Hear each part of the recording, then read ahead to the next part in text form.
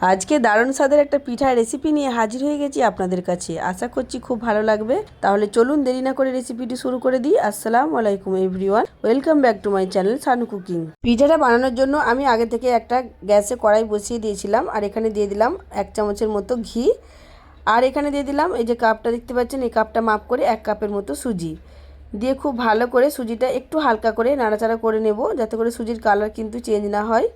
একটু হালকা সুজির যে কাঁচা ভাবটা আছে ওটা যেন চলে যায়। এবার দিয়ে দিলাম স্বাদ অনুযায়ী লবণ, দিয়ে আবারও খুব ভালো করে একটু নাড়াচাড়া করে নিচ্ছি। এবার এখানে দিয়ে দেবো আমি ওই যে কাপটা মাপ করে সুজিটা নিয়েছিলাম, ওই কাপেরই 1 কাপ সুজিতে 2 কাপ পানি এখানে আমি অ্যাড করে দেবো। আরও 1 কাপ পানি এখানে আমি দিয়ে দিচ্ছি। দিয়ে গ্যাসের ফ্লেমটা কিন্তু এখন একদম লো রাখতে হবে, দিয়ে এইভাবে নাড়াচাড়া করতে হবে। এইভাবে নাড়াচাড়া করতে করতে যখন দেখবেন একটা ডোয়ের আকার হয়ে আসছে, তখন গ্যাসটা অফ করে দিতে হবে, আর এটা নামিয়ে নিতে হবে, নামিয়ে ঠান্ডা করে নিতে হবে। এই যে রেডি হয়ে গেছে। ঠান্ডা হয়ে যাওয়ার পর খুব ভালো করে আমি হাত দিয়ে মেখে নিয়েছি।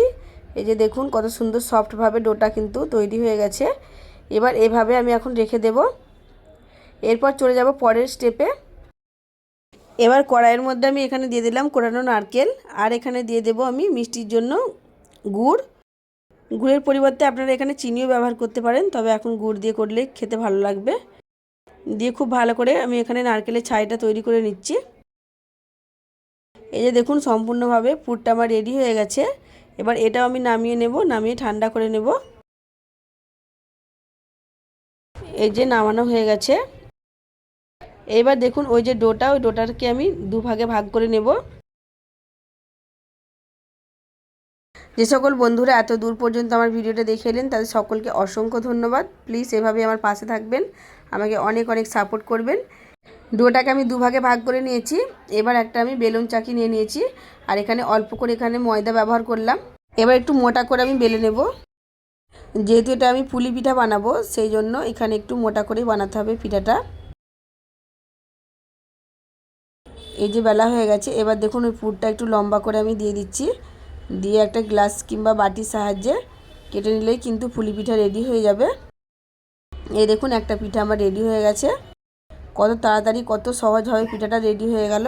এইভাবে করে কিন্তু আমি আরও পিঠাগুলো তৈরি করে নেব। দেখুন একটা পিঠা তো তৈরি হয়ে গেল, আর একবার বেলে নিলে কিন্তু একসঙ্গে অনেকগুলো পিঠা তৈরি হয়ে যাবে। একদম বানানোটা সহজ, আর মুখে দিলে কিন্তু মিলিয়ে যাবে। যে কেউ একবার দেখলে কিন্তু বানিয়ে ফেলতে পারবে, এতটাই সহজ। আমরা তো সাধারণত চালের আটারই পুলি পিঠা তৈরি করে থাকি, কিন্তু সুজি দিয়ে এই পুলি পিঠাটা একবার বানিয়ে দেখবেন, আশা করছি খুব খুব ভালো লাগবে।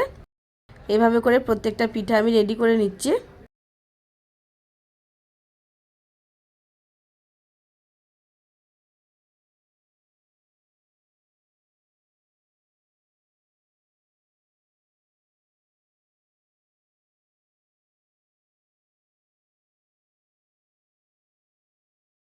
পিঠাগুলি আমার রেডি করা হয়ে গেছে।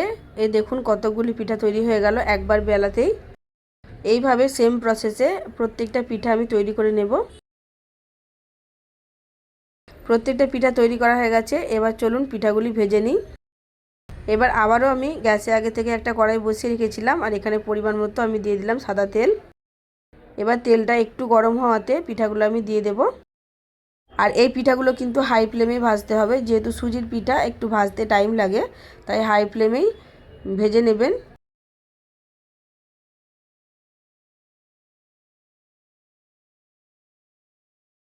এবার উল্টে পাল্টে লাল লাল করে একটু ভেজে নিলেই কিন্তু পিঠাগুলি রেডি হয়ে যাবে। খুব বেশি আবার লাল করে ফেলবেন না, একদম একটু হালকা লাল করে ভেজে তুলে নিতে হবে পিঠাগুলি। আমার মতো করে একবার হলেও কিন্তু বাড়িতে ট্রাই করে দেখবেন, আশা করছি খুব খুব ভালো লাগবে। আর যদি ভালো লেগে থাকে তাহলে অবশ্যই লাইক কমেন্ট শেয়ার করে দেবেন। আর যদি আমার চ্যানেলে কেউ নতুন এসে থাকেন, তাহলে প্লিজ চ্যানেলটা সাবস্ক্রাইব করে আমার পাশেই থাকবেন। পাশে থাকা বেল আইকনটা প্রেস করে দেবেন, যাতে করে নতুন কোনো ভিডিও ছাড়লে সবার আগে আপনার কাছে নোটিফিকেশান পৌঁছে যায়। এই দেখুন পিঠাগুলি কিন্তু সম্পূর্ণভাবে ভাজা হয়ে গেছে, আর ভাজার পর দেখতে কত সুন্দর লাগছে। আপনারা চাইলে কিন্তু এভাবে পিঠাগুলো খেয়ে নিতে পারেন। এবার আবারও সেম প্রসেসে প্রত্যেকটা পিঠা আমি ভেজে তুলে নেব।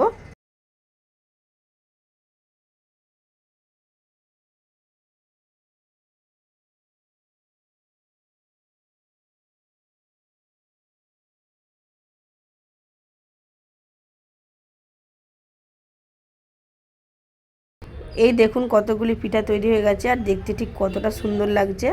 এইবার চলে যাব পরের স্টেপে। কড়াইয়ের মধ্যে আমি পরিমাণ মতো এখানে চিনি অ্যাড করে দিলাম। এখানে আমি একটা চিনির সিরা তৈরি করব। আর দিয়ে দিলাম অল্প করে পানি।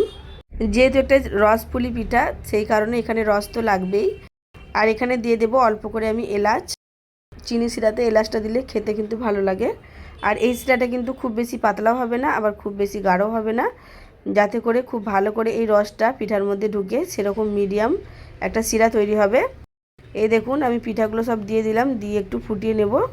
খুব বেশি নয়, 5 মিনিট ফুটিয়ে নিলেই কিন্তু হয়ে যাবে এইভাবে করে। আর খুব বেশি কিন্তু কড়া করে যদি ভাজেন পিঠাগুলি তাহলে কিন্তু ভেতরে রসটা ভালোভাবে ঢুকবে না, সেই কারণেই বলছিলাম যে খুব বেশি লাল করে ফেলবেন না। এই দেখুন খুব ভালোভাবে পিঠাটা আমার রেডি হয়ে গেছে। এবার ঢাকনা দিয়ে ঢেকে রেখে দেবো আমি 1 ঘন্টার মতো। গ্যাসের ফ্লেম অফ করে এই দেখুন 1/2 ঘন্টা পরে ফিরে আসছি। সম্পূর্ণ রসটা কিন্তু পিঠার মধ্যে ঢুকে গেছে। এবার একটা প্লেটের মধ্যে তুলে আমি দেখাচ্ছি। এই দেখুন দেখতে ঠিক কতটা সুন্দর হয়েছে আর কতটা লোভনীয় হয়েছে। ভেতরটা কিন্তু একদম পুরোপুরি রসে পরিপূর্ণ হয়ে গেছে। আশা করছি আজকের রেসিপিটি খুবই ভালো লাগলো। যদি ভালো লেগে থাকে তাহলে কিন্তু অবশ্যই কমেন্ট করে জানাবেন। আর একটা পিঠা দেখুন আমি ভেঙে দেখাচ্ছি, কতটা নরম তুলতুলে রসালো হয়েছে, দেখে নিশ্চয়ই বুঝতে পারছেন। এতটাই লোভনীয় এই পিঠাটি, যদি একবার বানান আপনাকে বারবার বানাতে হবে। আজ তাহলে আসি, ফিরে আসবো নতুন একটা ভিডিও নিয়ে। ততক্ষণ সবাই ভালো থাকবেন, সুস্থ থাকবেন। আর কেমন লাগলো অবশ্যই কমেন্ট করে জানাবেন। আর অবশ্যই একবার হলেও বাড়িতে ট্রাই করে দেখবেন। আল্লাহ হাফিজ।